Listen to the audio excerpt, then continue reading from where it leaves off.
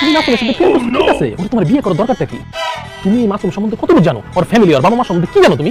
না ভাইয়া, আমি তো তেমন কিছু জানি না। কিছুই জানো না, আবার ঢ্যাং ঢ্যাং করে চলে আসতো বিয়ে করার জন্য। আমি তোমারে বলতেছি শোনো, এই যে মাসুম, ও শুধু নামেই মাসুম, ও আসলে একটা দুশ্চরিত্র, লম্পট, চরিত্রহীন। ওর চরিত্রের রীতি কথা যদি আমি তোমারে কোয়া শুরু করি, নিজেরই পাপ হইব। আজ পর্যন্ত ও যে যতগুলা মায়ের লগে প্রেম করছে, এতগুলা মাইয়া আমি জীবনে চোখেও দেখি নাই। কতগুলা মায়ের যে সর্বনাশ করছে, এতগুলা মায়ের লগে আমি আজ পর্যন্ত কথাই কইতে পারি নাই। রাস্তা ঘাটে, হোটেলে, পার্কে, মোটেলে, রিসোর্টে, লিটনের ফ্ল্যাটে এমন কোনো জায়গা নাই যে ও কট খাই নাই। এই তো কিছুদিন আগে একটা মাইয়া ওরে রাস্তার মধ্যে জুতা দিয়া পিটাইছে। কেন জানো? কারণ ওর এই অসভ্যতামির কারণে।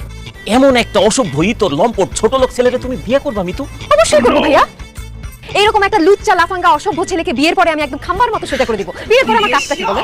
আরে বোন, ওরা নিলে সোজা করবা, কিন্তু ওর বাবার কেন সোজা করবো? ওর বাবা তো একটা চিটার, বাটপার, ঘুষখোর। কয়দিন আগে ঘুষ খাইতে গিয়া ধরা খাইছিল, 14 শিখের ভিতরে ঢুকছিল। কেন নিউজ হয়েছে তুমি দেখো নাই? হ্যাঁ, তুমি বলো।